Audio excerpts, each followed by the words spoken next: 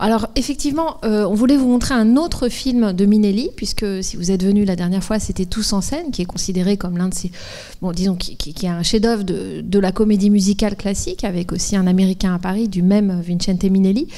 Ici, on est dans un film qui est un petit peu plus, qui est un peu moins connu, et qui marque aussi une sorte de, un peu le dernier grand succès d'une comédie musicale MGM. On est en 1958, alors vous me direz, mais il y a encore la suite au programme, et il y a encore des films MGM au programme, oui, mais on peut dire que quand le film est fait, il est encore, et Minnelli et le studio est encore à son apogée, et aussi à sa capacité de dépenser du budget, parce que c'est quand même aussi de ça qu'il s'agit dans les grandes comédies musicales, les costumes, les décors, les chefs de poste techniques, tout ça, ça coûte très cher. Et donc il faut que les chefs du studio prennent aussi de bonnes décisions. Et je crois qu'il y a un changement de direction à la MGM juste au moment où le film sort. Donc quand il sort en 58, on peut dire que les conditions ne sont plus réunies déjà pour faire un film tel qu'il a été fait ici en 57. Vous avez sans doute vu Un Américain à Paris qui date de 52 et qui est déjà film de Minnelli avec Leslie Caron. Ici, elle est un peu plus âgée, du coup, elle joue quelqu'un qui a à peu près 14 ans dans ce film tiré d'une nouvelle de Colette, une nouvelle tardive de Colette, puisqu'elle elle a écrite pendant l'occupation.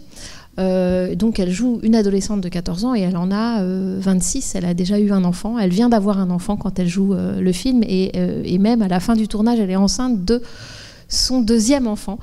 Voilà, la question des jeunes filles, voire des petites filles, on va évidemment se la poser ensemble. Si vous étiez là au cycle Renoir et que vous avez vu Le Fleuve, c'était déjà... on a déjà un petit peu abordé la chose, mais c'est quelque chose qui est important et qui, d'ailleurs aussi, touche à des problèmes de censure que le film peut avoir eu avant de sortir, puisque vous savez que la censure hollywoodienne s'exerce dès le moment du scénario, donc on en reparlera. Et sur les acteurs, alors je ne sais pas si parmi vous il y a des amateurs non seulement d'Ernst Lubitsch, mais de la partie musicale, les opérettes, on pourrait dire, c'est pas vraiment des opérettes filmées, mais disons les comédies musicales de Lubitsch, c'est-à-dire au début des années 30. Il a tourné toute une série de films dans un Paris qui est un Paris souvent recréé à la Paramount. Il disait qu'il préférait le Paris de la Paramount au vrai Paris, avec notamment Maurice Chevalier. Et vous allez voir que dans ce film-là, Maurice Chevalier a pris quelques décennies, mais qu'il est toujours là et il est là pour sa personnalité et il est là aussi pour Paris. Donc, dernier point sur la genèse de ce film-là, ce qu'il a de particulier, c'est que vous savez que dans les grands studios et singulièrement à la MGM, on recrée tout à Los Angeles, bien sûr. On recrée toutes les villes possibles à Los Angeles.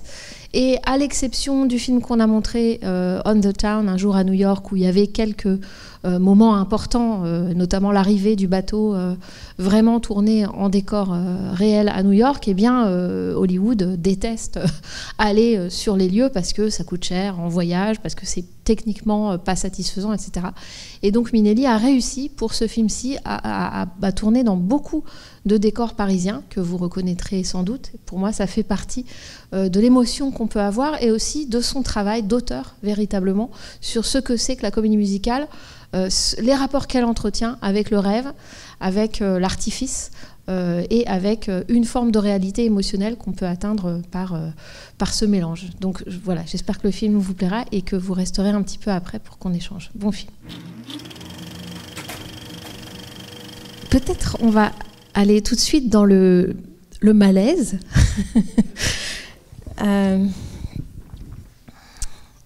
De l'intrigue, qui est liée d'ailleurs à ce que je vous disais sur le production code, le code d'autocensure des studios, et on va en parler un petit peu, mais qui est lié à quelque chose de beaucoup plus profond, et qui est un malaise, me semble-t-il, dont on a un petit peu parlé déjà, pour ceux qui étaient là sur Tous en scène, quant à ce qui peut caractériser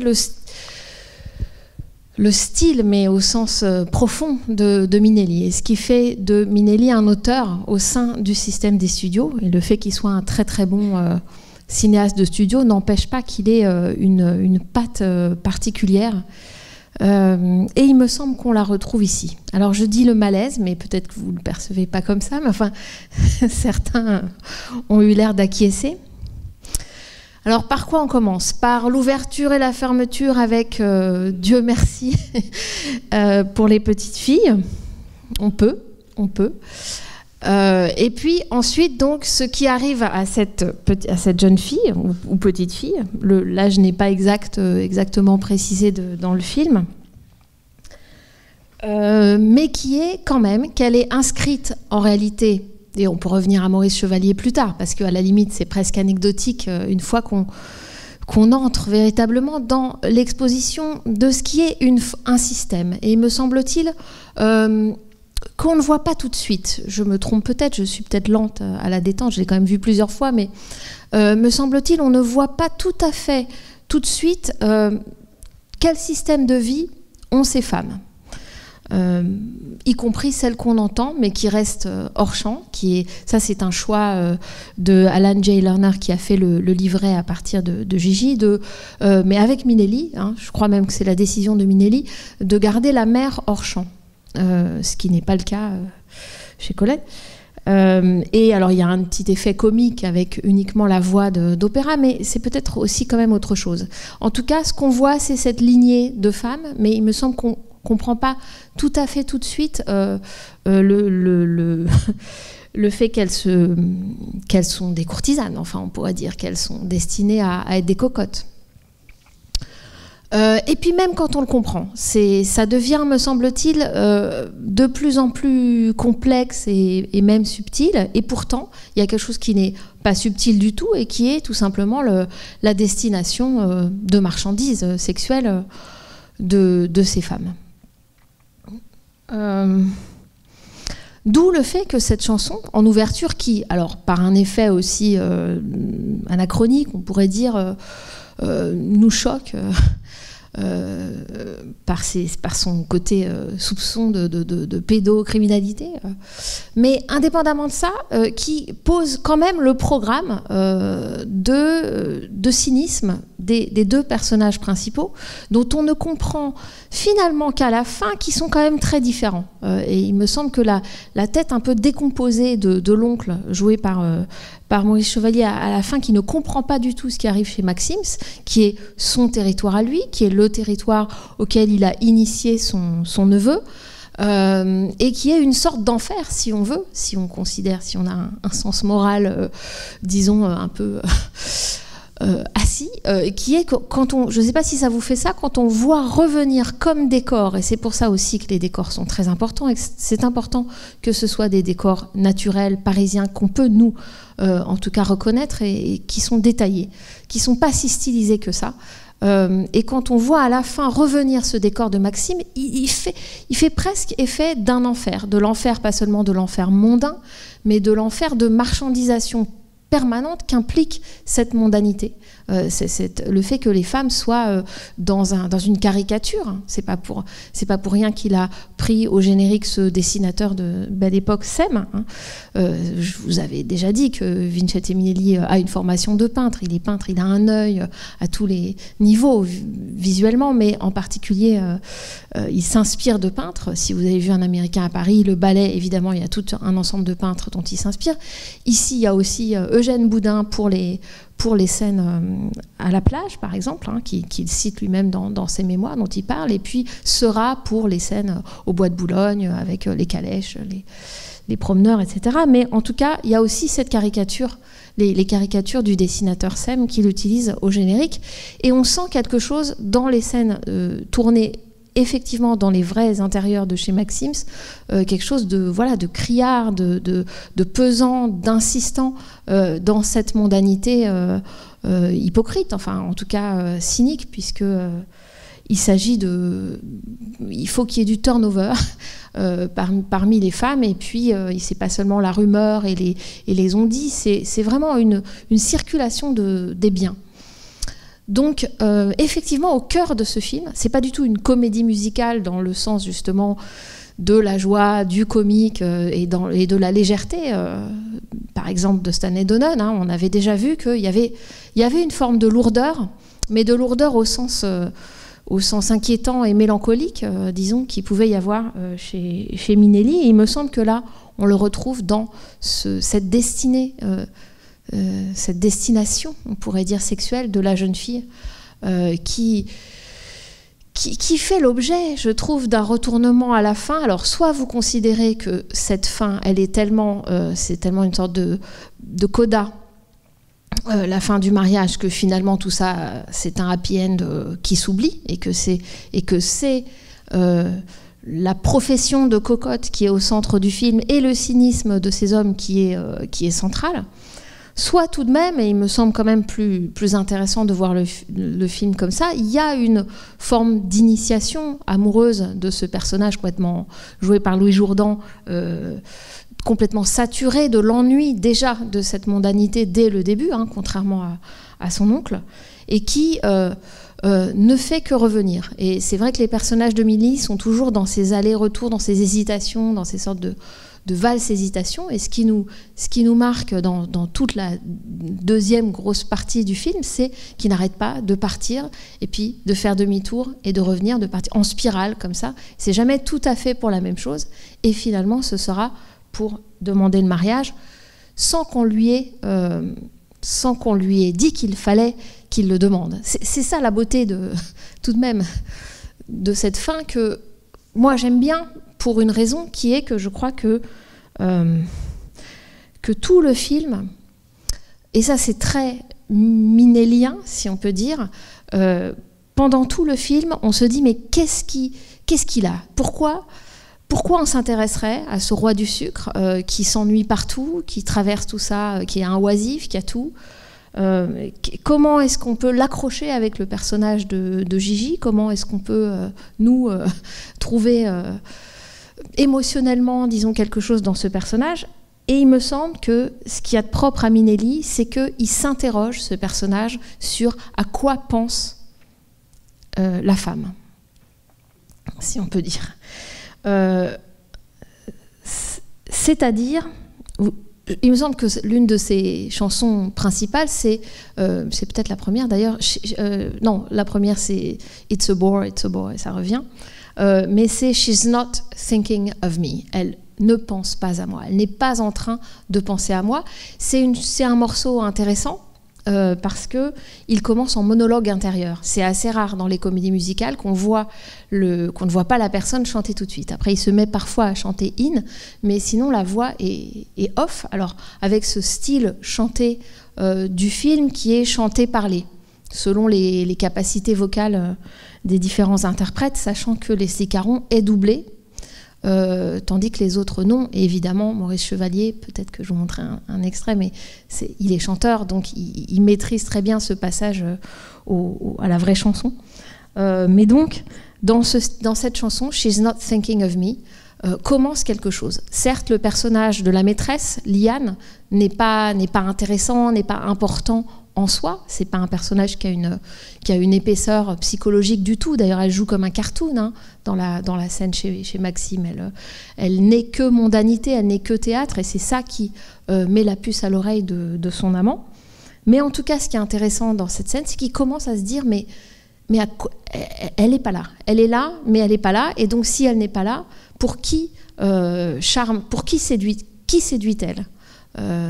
Et quand même, c'est le début de quelque chose d'intéressant dans ce personnage, puisqu'il est capable de penser à ce que l'autre pense, d'essayer sinon d'imaginer ce qu'elle pense, en tout cas de savoir qu'elle pense, et que c'est pas à lui.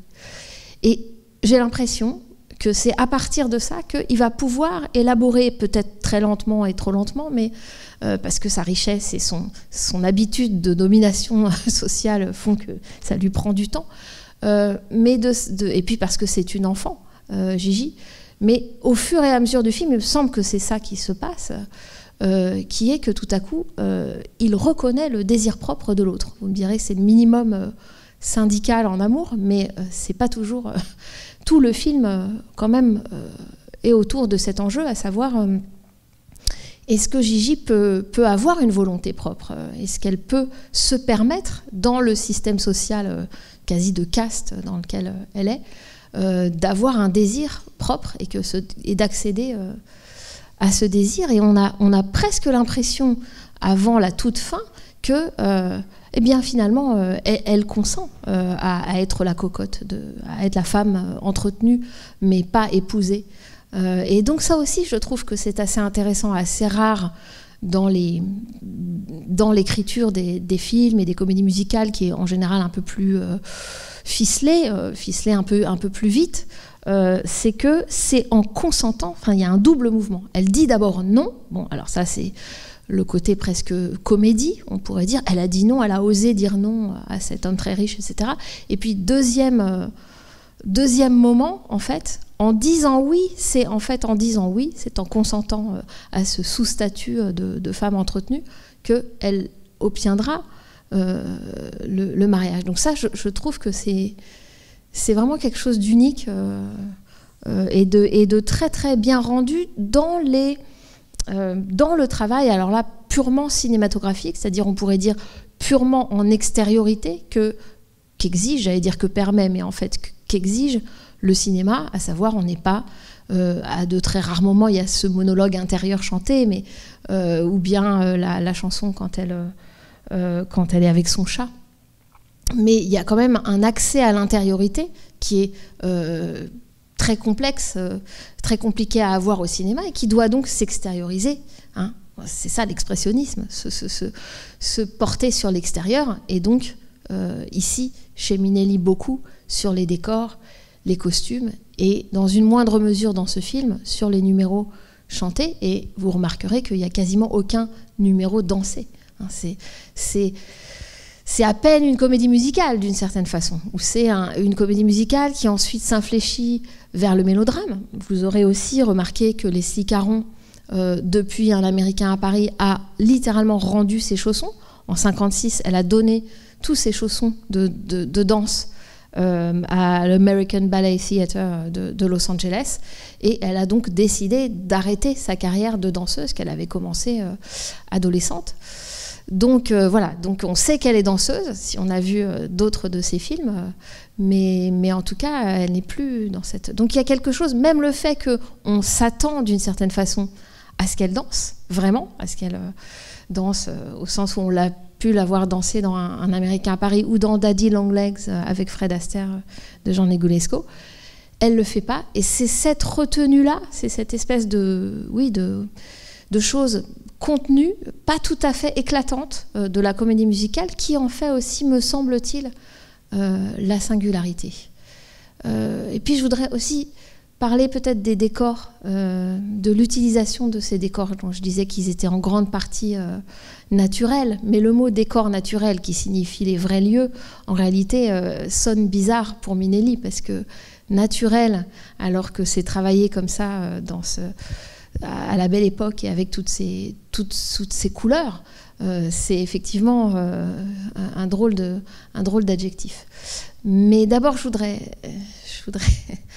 peut-être vous laisser parler, commenter, dire quelque chose, parce que ce malaise, ou en tout cas cette espèce de cynisme et de destinée du corps féminin et du désir féminin qui pèse sur le film, ça m'intéresserait quand même de savoir ce qui vous fait. Je sais pas, moi, je voudrais juste dire par rapport à la suite de ce que tu disais sur les décors, ouais, et les costumes, en fait, il y a vraiment une magnificence. En fait, j'ai des costumes. Moi, c'est ce qui m'a frappé aussi dans ce film-là. C'est vraiment tout simplement d'abord, en fait, ce qui m'a frappé visuellement quand j'ai vu le film, c'est la beauté, en fait, des costumes, enfin, des trucs incroyables.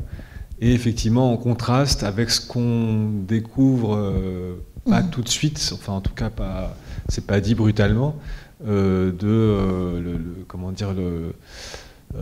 ce que ces femmes sont socialement, hein, des femmes entretenues, etc. Et puis sur la brutalité qu'il y a derrière, en fait, ça crée un contraste finalement assez, oui, c'est vrai, assez étonnant. Il répète souvent dans la deuxième partie « Don't be vulgar hein, ». Quand on arrive à la crudité, quelqu'un, et c'est surtout Gigi qui qui clairement décrit la situation. C'est incroyable cette conversation. Elle dit bon, alors en fait, ça voudra dire que j'irai dormir dans votre lit, et puis quand vous voudrez plus de moi, je devrais aller dans le lit d'un autre homme. Ce petit morceau de dialogue a causé un problème avec la censure à l'étape du scénario, et puis finalement, ils ont quand même laissé passer, et dit par Leslie Caron, c'est passé, tout s'est passé. Donc il y a aussi ce travail-là de comment c'est dit et comment c'est fait, mais ils ont réfléchi à atténuer d'une certaine façon ce que la censure ne voulait pas montrer, à savoir cet immoralisme, enfin le fait de... Mais c'est très juste l'histoire du contraste entre quelque chose de très dispendieux dans les costumes. On voit bien qu'on ne réutilise pas des costumes précédents. Il y a un budget qui n'est pas si élevé que ça, parce qu'il avait des restrictions budgétaires. J'ai parlé de la nouvelle direction de la MGM. Je crois que c'était vraiment le moment d'articulation au moment de ce tournage. Et donc, il a eu des limitations sur les figurantes, qui sont pourtant habillées... voilà, de manière assez... on ne peut pas avoir un contraste trop grand entre les personnages principaux et les figurantes. Et en fait, il a trouvé un truc, c'est Cecil Beaton, le chef costumier, qui est de changer beaucoup les chapeaux. Il y avait des fonds de chapeaux uniformes, et puis ensuite, il a beaucoup changé les accessoires qui sont au-dessus des chapeaux, donc jouer avec les accessoires pour les figurantes, mais pour les personnages principaux, oui, de fait, c'est assez magnifique, et notamment tout ce qui est fait justement autour du passage de Gigi d'un vestiaire, on peut dire, adolescent à un vestiaire féminin plus marqué, voire jusqu'à cette robe finale qui est en fait très ouvragée. Quand on regarde, elle est très faite de dentelle, la robe mauve là, qu'il y a à la fin quand elle est au Bois de Boulogne et qu'on retourne en boucle au début au Bois de Boulogne. C'est des costumes dont on voit qui sont effectivement très ouvragés. Et c'est vrai que le contraste avec la crudité, la brutalité de on pourrait dire aussi politiquement, enfin de la lutte des classes enfin de la domination sociale que ça recouvre, est effectivement assez fort. C'est-à-dire qu'on peut effectivement voir le film une fois, plus comme ça, un peu de loin. Mais cette idée de voir les choses de trop loin ou de trop près, ou d'être un vieil ami de la famille, donc on est tellement à l'intérieur que finalement on ne voit pas sa propre horreur, la propre brutalité qu'on peut exercer, ou à laquelle on participe, le système auquel on participe, c'est aussi ce qui arrive au personnage joué par Louis Jourdan, parce que dans la chanson thème du film, Gigi, il le dit, est-ce que j'ai été trop proche ou trop loin? Est-ce que je te regardais de trop près, donc je te voyais pas, ou est-ce que j'étais trop loin? C'est intéressant que ce soit Louis Jourdan qui joue. Alors on peut le trouver un peu fade, comme ça, physiquement. Il chante pas très bien. Et voilà, et c'est pas une évidence qu'elle tombe amoureuse de lui non plus. Et puis, je crois que même sur le tournage, on le surnommait The Bore, c'est-à-dire It's a Bore, mais c'est lui en fait l'ennuyeux. Mais en réalité, si vous avez vu Lettre d'une inconnue, chef-d'œuvre absolu de Max Ophuls, de 48 je crois, avec Louis Jourdan, justement, et Minelli aimait beaucoup les films de Max Ophuls. Louis Jourdan, c'est vraiment l'amant, c'est pareil, c'est-à-dire que ça défile beaucoup, c'est un pianiste virtuose, relativement riche, mais en tout cas à succès, dans la Vienne belle époque. Ça défile, et en fait, il ne voit pas, il ne reconnaît pas la même femme qu'il va prendre pour amante à une décennie de distance, et qui, elle, évidemment, le reconnaît, et lui ne la reconnaît jamais. C'est-à-dire qu'il y a une forme d'aveuglement invraisemblable. Bon, le film est tiré de Zweig. Et là, je trouve ça intéressant que justement, il y ait quelque chose comme ça, sauf qu'on voit qu'il se dessille au fur et à mesure. Et moi, je pense qu'il a pensé à ce personnage du mélodrame d'Ophuls, même s'il est transposé dans un contexte beaucoup plus bigarré, beaucoup plus composite, qu'est celui de ce film, un peu comique par certains aspects, par la présence quand même de Maurice Chevalier, qui amène quelque chose qui vient de Lubitsch, je le disais, qui vient d'Ernst Lubitsch, qui vient des années 30, qui vient des films qu'il a réalisés au début des années 30, La Veuve Joyeuse, Le Lieutenant Souriant, Une heure avec vous, Monte Carlo, The Love Parade, La Parade d'amour. Voilà, tout ça, c'est des films avec Chevalier où il a déjà ce statut d'amant français, voilà, de serial lover, je ne sais pas comment on dit. French lover. French lover, oui. Et qu'il reprend là, mais avec quand même toute cette réflexion et quand même qu'apporte la couleur. C'est-à-dire que la couleur, au lieu de rendre les gens pimpants, montre aussi l'âge, montre aussi beaucoup plus l'âge sur eux. Le côté un peu rougi qu'il a dans les scènes où ils sont à la mer, qui ont été tournées, elles, pour le coup, pas à Trouville, parce que le chef de la MGM n'a pas voulu. Il s'est dit une plage est une plage, donc vous venez tourner, ça suffit maintenant, revenez tourner à Los Angeles. Il est un peu rougeaud comme ça, et puis bien sûr c'est thématisé dans les chansons quand il dit oui je m'en souviens. Alors c'est parce que c'est un amant qui est un peu indifférent, qui joue les sentimentaux alors qu'au fond il a une indifférence, c'est un vrai Don Juan.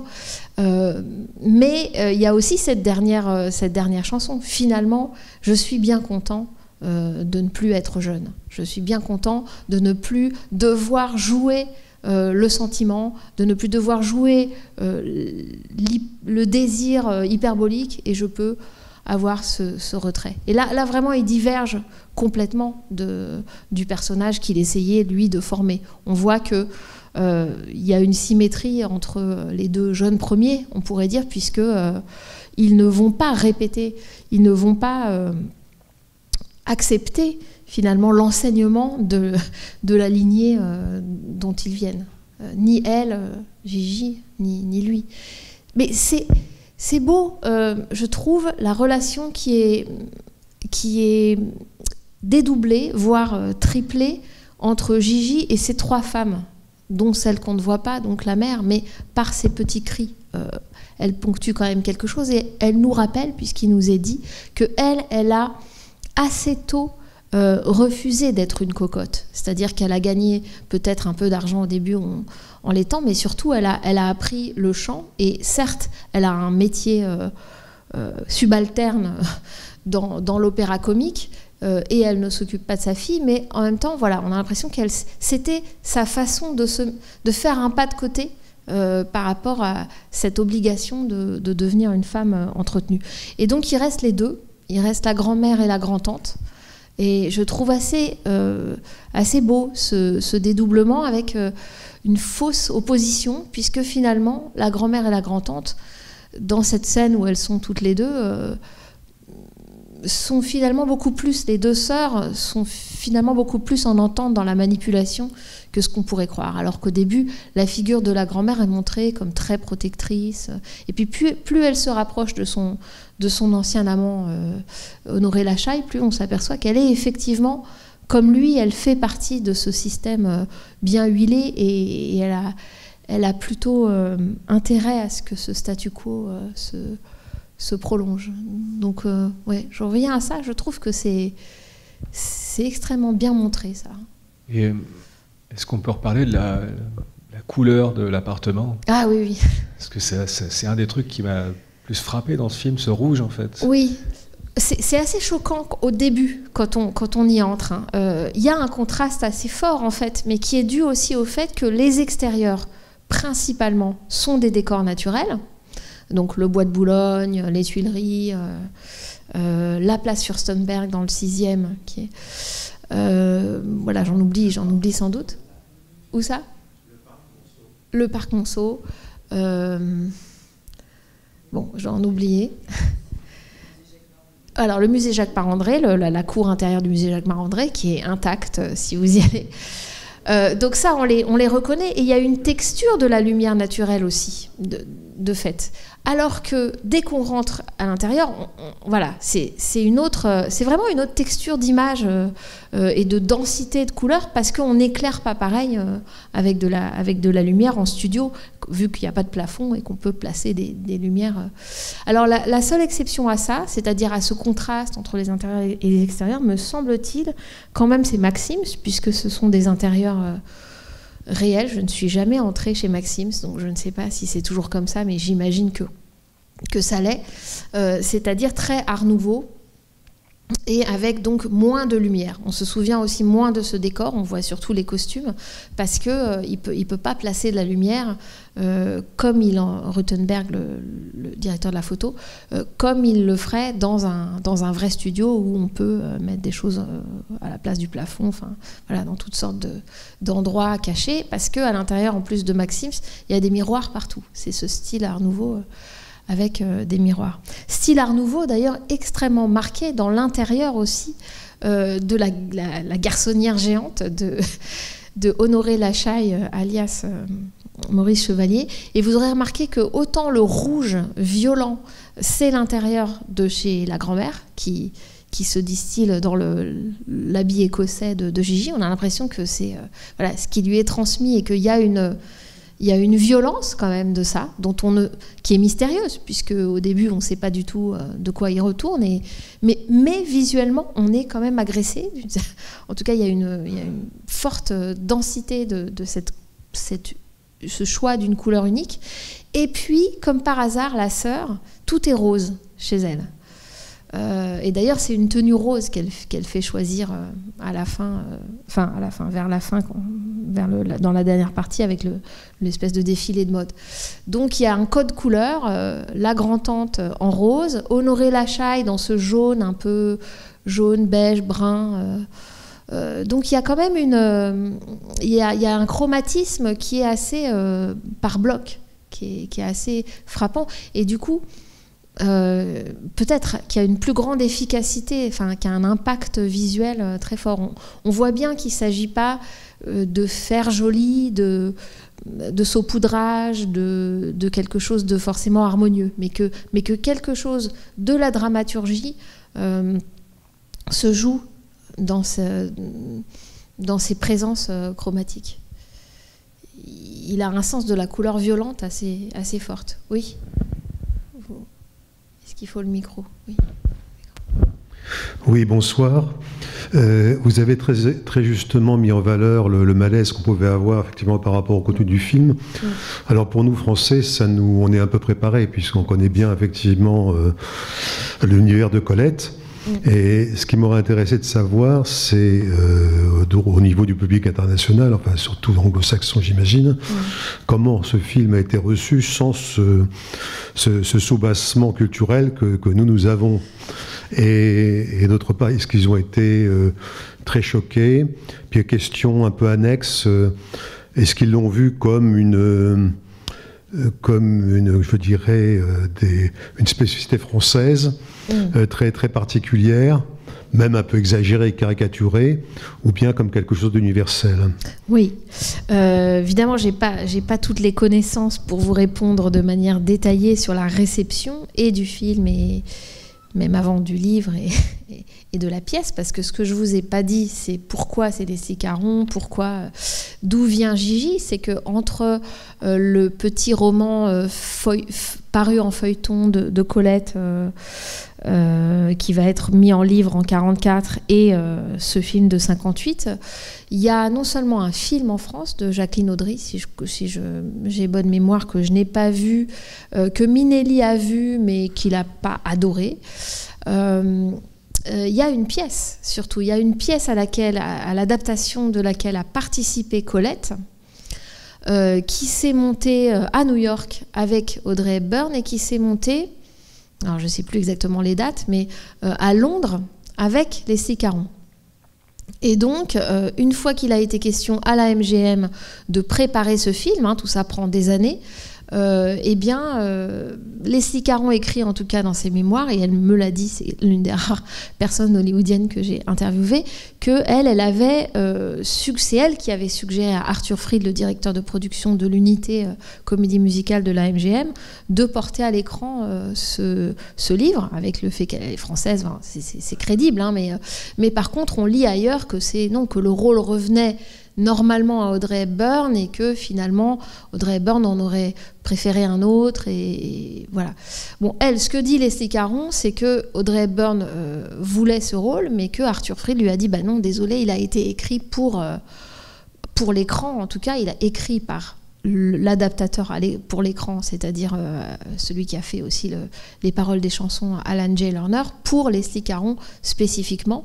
En revanche, aurait-il dit à Audrey Hepburn, j'appelle tout de suite Stanley Donen, et est-ce que ça t'intéresse de tourner avec Fred Astaire Drôle de Frimousse? Et effectivement, Drôle de Frimousse s'est fait, qu'on a montré ici dans la saison 1, entre donc Hepburn et Astaire. Bon voilà, alors ça c'est pour le côté très circonstanciel de tout ça, comment on est arrivé de Gigi de Colette à Gigi film beaucoup plus tard. Mais sur la réception, moi je pense que elle n'a pas été scandaleuse, il a été oscarisé, multi-oscarisé le film. Il y a eu ce problème avec la censure, donc bien en amont et des années avant avec la censure. Mais vous avez raison de dire que le stéréotype français a du bon, parce que c'est quand même une mise à distance. La Belle Époque aussi, ce qui a été l'argument était mais c'était comme ça à l'époque. À l'époque, les hommes riches entretenaient des maîtresses. Voilà, c'est historique. Il faut pas, c'est pas du tout aucun rapport avec maintenant. Et voilà, donc ça a été un argument en tout cas pour le bureau, le Breen Office de censure. Et pour ce qui est de la réception, moi j'ai pas connaissance d'un scandale. J'ai connaissance de previews, donc de ces montages initiaux qu'on montre d'abord à des spectateurs, puis ensuite on remonte. Il y a eu des scènes retournées, etc. Mais c'était pas... Oui, il y avait des réactions de mères de famille indignées. Il y en avait quand même dans les cartes. C'est-à-dire, qu'est-ce qu'on montre aujourd'hui à notre jeunesse ? Pourquoi montrer ça ? Mais pas tant que ça. Enfin, le film n'est pas connu comme ayant fait un énorme scandale public une fois que c'était sorti. Donc je pense que c'est aussi parce qu'il a ses couches quand même. C'est un peu un oignon, quoi, ce film. Je disais qu'il était composite, mais il y a beaucoup de choses. Alors on peut le percevoir surtout à ce prisme-là, nous, aujourd'hui, c'est-à-dire ce choc-là qu'on a. Mais en réalité, on peut aussi y voir beaucoup d'autres choses, et notamment ce que tu disais, Jean-Paul. Moi, la première fois que je l'ai vu, c'est les costumes, les couleurs. Donc, je pense qu'il y a un effet de masque de cette crudité, disons, de marchandisation du corps féminin qui fonctionne quand même, qui fonctionne par la distance de la comédie musicale, par le travail sur les décors, les costumes. Enfin, voilà, il me semble que ça fonctionne comme une stylisation qui atténue beaucoup ce type de réception, je crois. Je peux poser une question au passage? Est-ce que l'eau joue un rôle purificateur, c'est peut-être un grand mot, mais fait une coupure, permet de réfléchir, un peu de légèreté, voilà. Oui, en tant que tel, j'y avais pas pensé, mais vous avez raison, je pense qu'il fait usage du fait qu'il peut avoir des décors naturels, ce qui est vraiment rare pour un film d'une telle ampleur hollywoodien. Donc l'eau, c'est l'une des choses qu'on peut avoir avec ces fontaines existantes. Sauf la scène avec les cygnes. En fait, le numéro où il chante Gigi, où il s'aperçoit qu'elle a changé, qu'il est amoureux d'elle, etc., il me semble qu'il est composite puisque dans ses décors, puisqu'on voit des décors réels de Paris et qui sont raccordés avec des retakes, des scènes retournées, des plans retournés, où le truc avec les cygnes, justement, l'espèce d'étang. Oui, mais il y a deux. Il y a la fontaine. Alors moi, il me semblait que cette fontaine, c'est la fontaine du square Marco Polo, donc dans le 5e, à côté du Luxembourg, mais peut-être pas. Voilà, donc c'est ça. Donc c'est avec les tortues. moi, je me souviens des tortues, alors c'était ça mon repère. Donc ça, elle existe. Mais par contre, dans la même séquence, il y a des plans avec une espèce d'étang où il monte un petit escalier, il redescend, et il y a des signes. Et je pense que c'est... Alors, je sais pas. Soit c'est le vrai Parc Monceau, soit j'avais cru lire... Ouais. Avec les signes... Il me semblait avoir lu que la scène avec les signes, elle était... Enfin, les plans, pas la scène, les plans avec les signes étaient refaits après coup. Parce qu'il y a eu quand même quelques petits raccords, mais c'est toujours le cas. Donc, oui, pourquoi pas le rôle de l'eau comme étant... Oui, mais juste à la différence peut-être que le film, me semble-t-il, ne pose pas d'un côté... Alors, je me trompe peut-être, là, d'un côté, ce qui serait l'innocence de l'enfance, de la jeunesse, la blancheur, avec cette robe à la fin que lui critique et qu'elle soutient comme étant une belle robe et non pas un coup de girafe goîtreuse. Il me semble que le film n'est pas tant... d'un côté, il y aurait l'innocence intacte et de l'autre, le cynisme et la noirceur. Disons qu'il ne fait que nuancer ça. Il n'arrête pas de nuancer ça. Et j'allais dire dès la chanson, dès la toute première chanson de Dieu merci pour les petites filles, en réalité, même dans les paroles de la chanson, c'est assez complexe ce qu'il dit. Bien sûr, on peut le voir comme une espèce de grand méchant loup qui regarde enfin, de Georges Dandin, disons, qui regarde... Pourquoi je dis de Georges Dandin? Non, pas Georges Dandin, comment s'appelle-t-il? Non, comment il s'appelle? Enfin, vous voyez, avec Le petit chat est mort. Comment il s'appelle? Le barbon qui élève des petites filles pour ensuite les avoir pour maîtresse.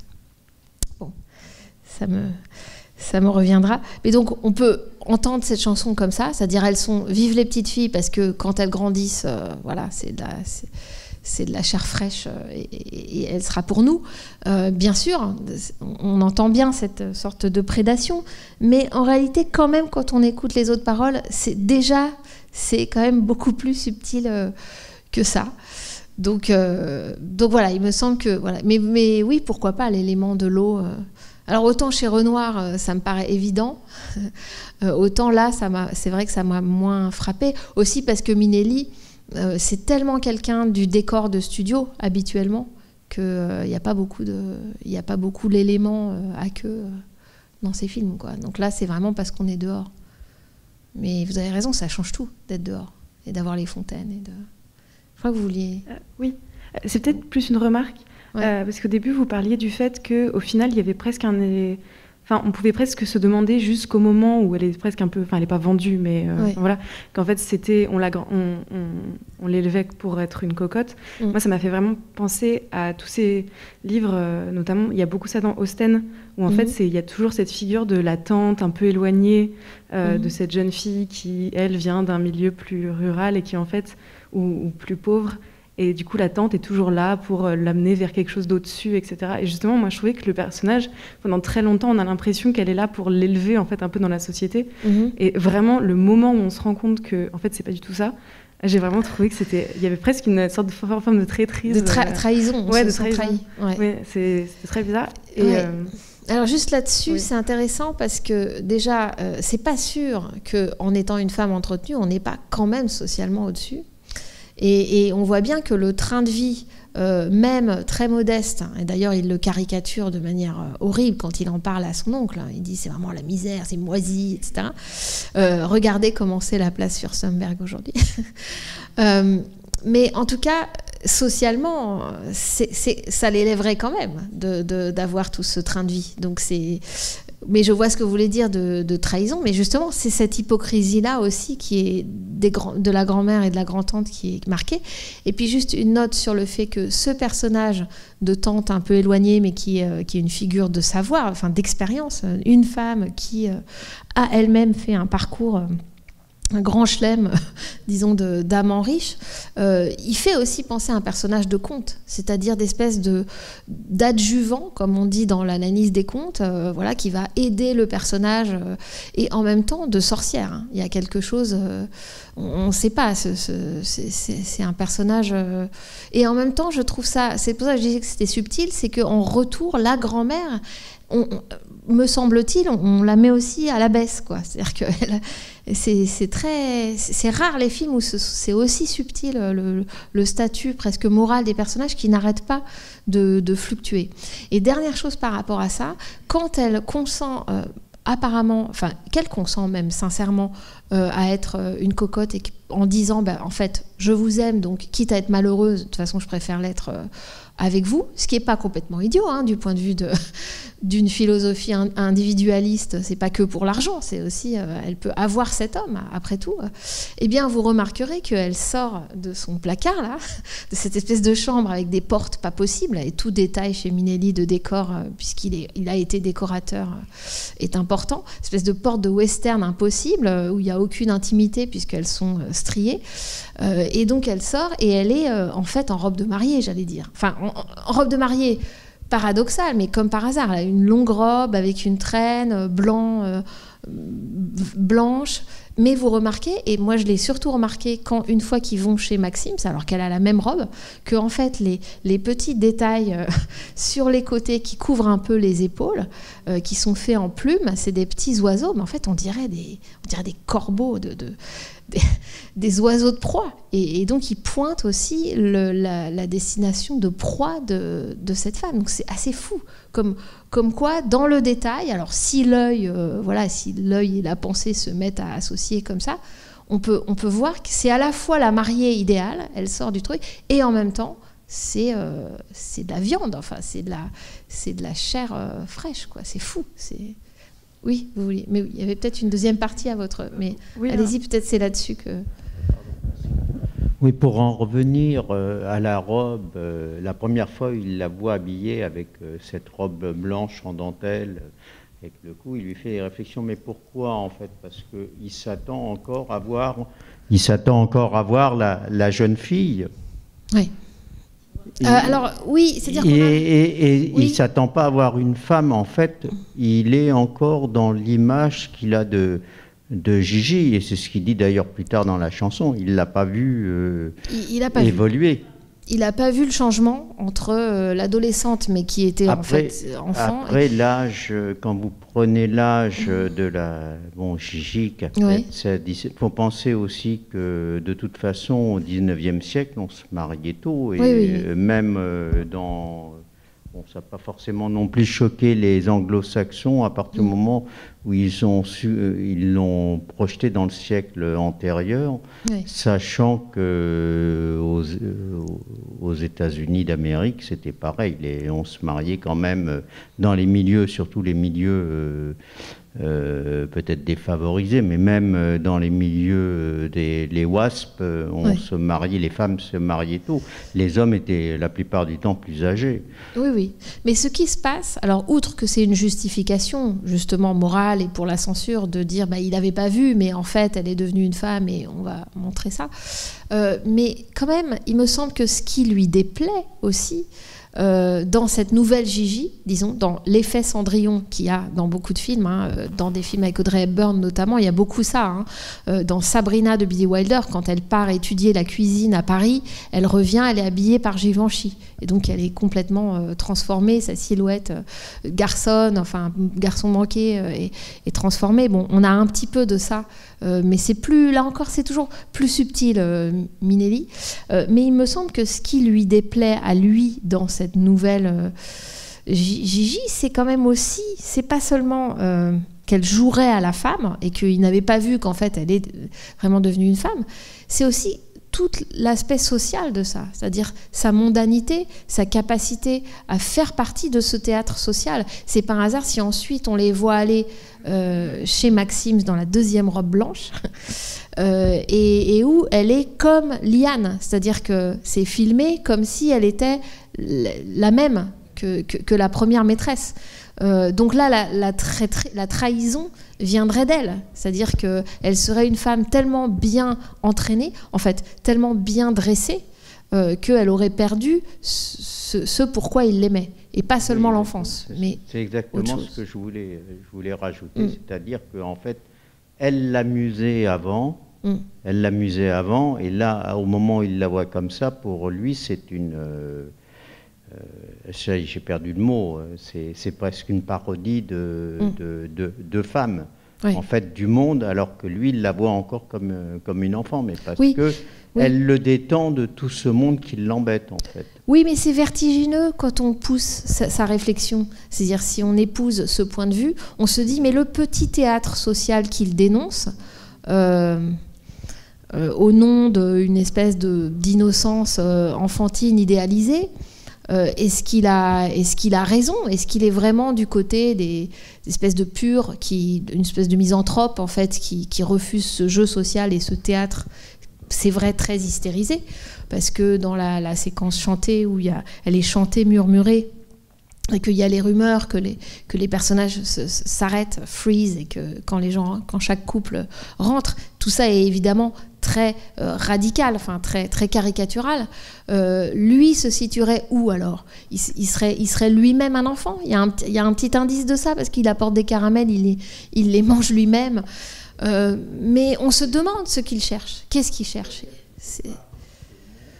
Mais qu'en fait, il n'appartient pas complètement à ce monde. Financièrement, oui, mais en fait, il n'est pas comme son oncle. Et dès le départ, non, parce que lui s'ennuie alors que son oncle s'est jamais ennuyé.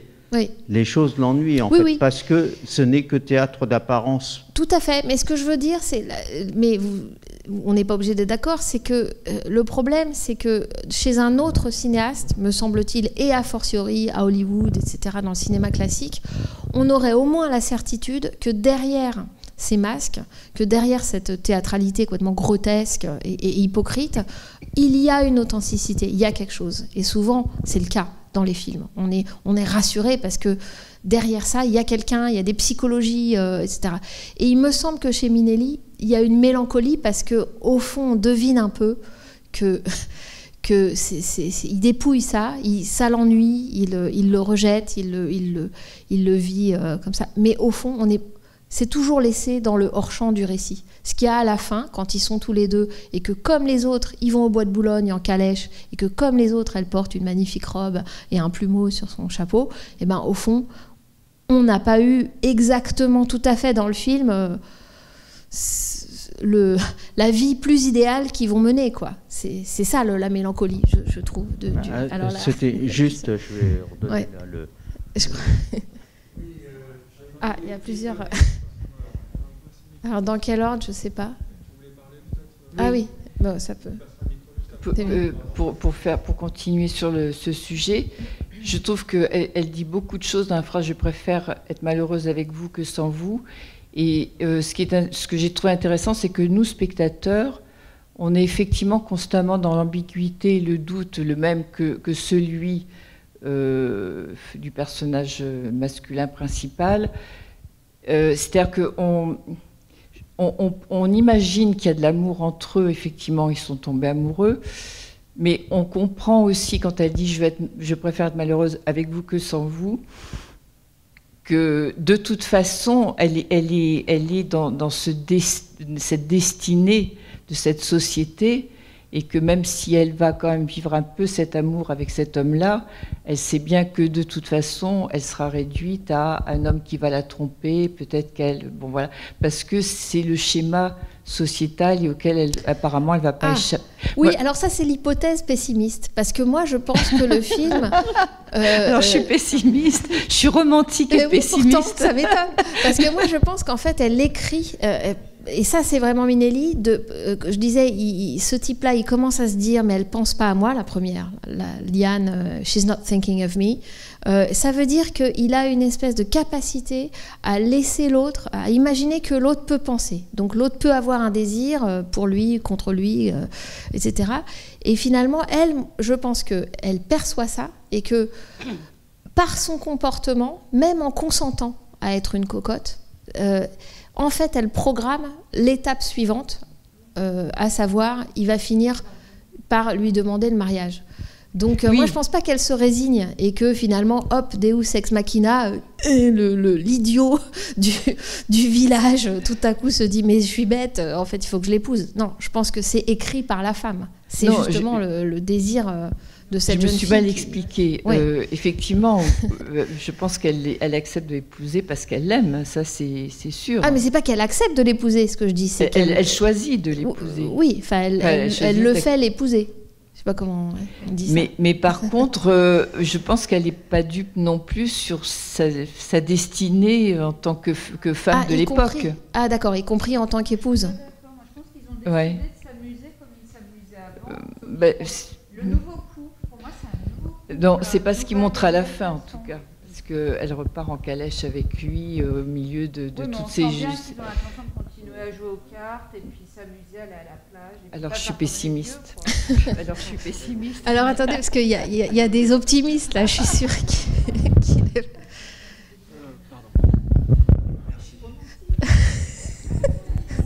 Oui, bonsoir. J'ai été étonné par le deuxième aller-retour dans chez Maxime. Il a été saccadé et non pas un ralenti. Est-ce que ça veut dire quelque chose C'est-à-dire vraiment quand il y va avec elle. Oui. Quand il y va avec Gigi. Oui. Oui, vous avez raison. Parce que c'est une technique que j'ai quasiment jamais vue. Oui, on n'en a pas parlé, mais le film est quand même composé beaucoup de très longs plans, de plans qui sont sinueux, qui sont un peu la marque, et qui sont très durs à faire d'ailleurs, qui sont un peu la marque de Minelli. C'est-à-dire qu'il y a des coupes, notamment dans certains numéros qui ont été en partie tournés. Il y a certains petits numéros qui ont été retournés, et dont certains par Charles Walters, le très bon réalisateur notamment de Parade de printemps, que vous avez vu si vous êtes venu il y a 2 séances. Mais donc, les coupes, c'est des raccords, parce qu'il fallait des raccords, mais quand même, le film, dans sa mise en scène, est beaucoup en longue prise, en plan long, pas exactement des plans séquences, mais quand même, on sent une fluidité, une durée. Et là, c'est délibéré que ce soit un coup de poignard. Moi, je l'ai vraiment vécu comme on retombe dans un enfer. C'est-à-dire, ça y est, elle a cédé, et on est dans l'ordre de la répétition. Et effectivement, dans ce décor-là, ce décor est directement tiré des caricatures qui font les panneaux du générique.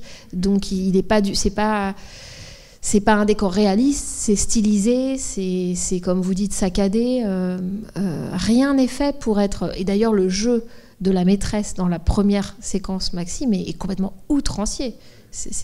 On a l'impression d'un film muet. Enfin, c'est évident que le but n'est pas le réalisme. Le but, c'est justement expressionniste. C'est-à-dire que les pensées du personnage, le type qui est là et qui se dit c'est pas possible, ce théâtre qu'elle fait, c'est pas pour moi. Et ben nous, on voit ça. Nous, on voit ce que lui ressent en fait. Donc là, c'est pareil, me semble-t-il, sauf que le point de vue est un peu plus ambigu, plus décalé. Peut-être que c'est ce qu'elle ressent, on ne sait pas. C'est-à-dire, ça y est, je vais dans l'enfer du monde, du demi-monde. Ou bien si c'est lui qui, je pense que de manière plus vraisemblable, c'est encore le point de vue masculin, mais du type qui retombe, quoi. Du type qui est malgré tout un peu addict à cette vie, à ses habitudes, et ça y est, il revient, et c'est le même enfer. C'est... comme on dit, comme disent les Américains, voilà, même merde, jour différent, dans le langage actuel. Mais c'est ça, c'est-à-dire que c'est une autre femme, mais il retombe dans ce décor-là. Mais vous avez raison, c'est rendu par des questions de rythme. On a beaucoup parlé de la couleur, du travail sur les décors et tout, mais vous avez raison, il y a aussi ces questions-là de rythme qui sont très importantes. Je crois qu'il y avait quelqu'un derrière. Oui, bonsoir. Moi, je voulais revenir sur le point juste avant la question du monsieur. En fait, vous disiez que, et c'est ce qui a été repris par un peu tout le monde, le fait que Gigi et Gaston changeaient par rapport aux générations précédentes. Mais ce que j'ai pas compris, moi, c'est la dernière scène où elle est dans le parc avec cette tenue qui est quand même très excentrique et très cocotte et qui fait pas du tout femme mariée. Donc, en fait, j'ai pas compris pourquoi ça se terminait comme ça. Alors ça, est-ce que ça fait plus cocotte que femme mariée? Alors Leslie Caron dit que c'était une robe magnifique avec de la dentelle, donc elle l'a trouvée magnifique, par exemple. Donc il y a aussi des histoires de goût actuelles. Enfin. C'est peut-être le chapeau aussi avec les fanfreluches. Mais là-dessus, vous avez raison. Du coup, ça me fait penser que il faut revenir à la présentation qu'il fait au début, Chevalier, puisque c'est le narrateur. Ça aussi, c'est un choix du film versus le livre ou même la pièce, hein, de faire que Honoré soit le narrateur. Et qui nous présente face caméra voilà, les personnages, enfin, mais pas seulement ça, mais il dit les catégories. Il y a les mariés, les pas encore mariés. Alors pour les hommes, quand ils ne sont pas mariés, c'est délibéré. Pour les femmes, c'est qu'elles n'ont pas pu. Bon, c'est-à-dire poser le cynisme et la misogynie de départ de cette société, voire de lui-même, et puis voir et dégrossir, disons, à partir de là. Donc est-ce qu'il faudrait repenser aux femmes mariées qui sont montrées au début dans ces différentes catégories? Est-ce qu'elles sont plus habillées comme elle à la fin? Est-ce qu'elle est plus habillée comme ces femmes? Donc je pense que vous avez you have a point, parce que ça voudrait dire que eh bien Gigi est un personnage qui est capable de cumuler, de sédimenter à la fois tous les âges, parce que bien sûr que c'est la femme enfant et qu'elle reste enfant. Enfin, il suffit de regarder le corps et le visage de Leslie Caron, c'est incroyable. Elle est mère, mais en fait, c'est fou, quoi, le visage qu'elle a. Et donc, elle cumulerait tout ça. Et que finalement, alors ça, c'est encore mon optimisme, il est possible de ne pas choisir. Mais c'est intéressant parce que, je ne vous l'ai pas dit, mais Leslie Caron, elle aurait dû jouer dans des films de Renoir, pour ceux qui ont vu récemment avec nous ces dernières années les films de Renoir, et c'est des espèces de rendez-vous manqués, mais elle a joué au théâtre pour Renoir, et donc il l'avait repérée, mais trop tard, sur un quai de gare, pour jouer Harriet dans Le Fleuve, le Fleuve de 1950. Il l'avait aussi repérée pour jouer surtout, enfin d'autres rôles, mais pour jouer surtout le rôle joué par Françoise Arnould dans French Cancan, qui se déroule à la même époque. Et c'est vraiment intéressant parce que ce statut-là à la fois d'enfant et de femme qui affirme son désir et qui veut tout d'une certaine façon. C'est pas dit comme ça, mais quand même, le personnage de Gigi, tel que joué dans ce film-là, ce serait logique qu'elle veuille aussi la robe de cocotte. Il n'y a pas de raison que son désir formé à l'école de sa grand-mère et de sa grand-tante soit complètement indifférent à un certain goût, qui est le goût aussi de sa tante, par exemple, pour les bijoux. D'où la leçon. C'est cohérent avec la scène de la leçon de bijoux, qui est assez drôle, et qui trouve un pendant dans la structure du film, avec la scène un peu plus furtive où il choisit, lui, un bracelet à lui offrir une fois qu'elle a consenti à être sa maîtresse. Merci. C'est juste anecdotique, c'était par rapport aux extérieurs quand on parlait du parc Monceau, des cygnes et tout ça. Mais si on regarde bien un moment sur la veste de Gaston, il y a un insecte qui monte et qui va jusqu'au bout. Donc on peut penser que ça a vraiment été tourné à l'extérieur. C'est un vrai extérieur. Ah, de toute façon, c'est un vrai extérieur, mais l'endroit exact, est-ce que c'est pas retourné en Californie? C'était ça mon doute. Ouais, mais tout à fait. J'ai aussi vu le cafard ou je ne sais quoi qui se promenait sur le veston de Gaston. Ouais, bien vu. Oui. Je voulais peut-être conclure en vous passant, mais allez-y, le temps que Jean-Paul... en vous passant un tout petit extrait, mais vraiment plus pour conclure, de Chevalier. Aussi parce que Lubitsch, c'est quand même... c'est toujours un codicile intéressant. Mais le temps que Jean-Paul prépare... C'était juste pour dire que moi, je l'avais vu, peut-être, je ne suis pas la seule, sur petit écran, et que, évidemment, ça n'a rien à voir, quoi. Moi, j'ai découvert le film, là. Oui. Oui, je pense réellement que non seulement visuellement, c'est beaucoup moins gratifiant, mais c'est plus que là, pour ce film-là, c'est vraiment différent. C'est-à-dire qu'on ne comprend pas les mêmes choses, on ne ressent pas les mêmes choses, mais même au niveau de la compréhension de ce qui est en train de se passer, de quel est ce système dans lequel elles vivent, je crois qu'on comprend vraiment beaucoup mieux. Puis on visualise qu'on est dans l'ambiance, qu'on est vraiment dans... Enfin, tout est là, les décors, les vêtements qu'on apprécie beaucoup moins sur un petit écran, évidemment. Là, y a oui, et qui en même temps, me semble-t-il, ne sont jamais chez Minelli ornementaux, enfin purement ornementaux. Il y a vraiment... Alors, évidemment, les décors, l'usage dramaturgique de cette place, là, ce truc, cet escalier où il n'arrête pas de revenir, et ce contraste avec l'endroit où lui habite, Jacques Marandré, là, évidemment. Mais, et d'ailleurs, j'ai pas dit, mais l'intérieur de Honoré Lachaille, là, l'intérieur complètement fou, Art Nouveau. Alors moi j'ai du mal à croire que ce serait une construction du décorateur, mais apparemment ce que dit Minelli dans ses mémoires, c'est quand ils étaient à Paris, on leur a autorisé à voir les salles du Louvre où il y avait des chefs-d'œuvre de mobilier Art Nouveau et d'accessoires Art Nouveau, et vous n'avez pas le droit de prendre des photographies, mais le décorateur a pris une photographie mentale et aurait reconstruit ça. Ça me paraît fou parce que, quand même, c'est beau. Bon, mais... Alors, est-ce qu'on regarde juste... Est-ce qu'on peut encore... Voilà, mais je ne vais pas vous retenir trop longtemps. Je n'ai pas dit, mais c'est évident que le film entretient des liens avec My Fair Lady, qu'on vous montrera bientôt, dans ce côté Pygmalion, dans le rapport de femme-enfant avec Hepburn, dans le fait que ce sont le même couple écrivains, compositeurs qui ont fait le film, c'est-à-dire Alan J. Lerner et Fritz Lau. Donc évidemment qu'il y a un lien et que c'est aussi My Fair Lady a aussi d'abord été à la scène avant d'être portée à l'écran. Donc voilà. Regardons juste comme une clôture qui va peut-être complètement tomber à plat, évidemment, cet extrait de Une heure près de toi, One Hour with You, de Lubitsch, 1932, et je vous invite à regarder tous les films de Lubitsch, bien sûr, mais notamment tous ceux avec Maurice Chevalier, parce qu'il est insupportable, on est d'accord, dans ses lèvres, dans la façon... Et en même temps, il y a une sorte d'addiction qui se crée quand on regarde ces films. Vous voyez d'où il vient, c'est-à-dire que c'est exactement le même personnage, mais vieilli chez Minelli. C'est étonnant. Et qui appelle les prostituées qu'il fréquente habituellement, on dirait, ils ont des noms de chiens, elles ont des noms de chiens en plus. Bon, en tout cas, voilà, c'était la petite touche musicale finale. Je vous remercie de votre patience et je vous donne rendez-vous le 23 mars, je crois, pour West Side Story. Et alors, est-ce que c'est là qu'on doit arriver avant ?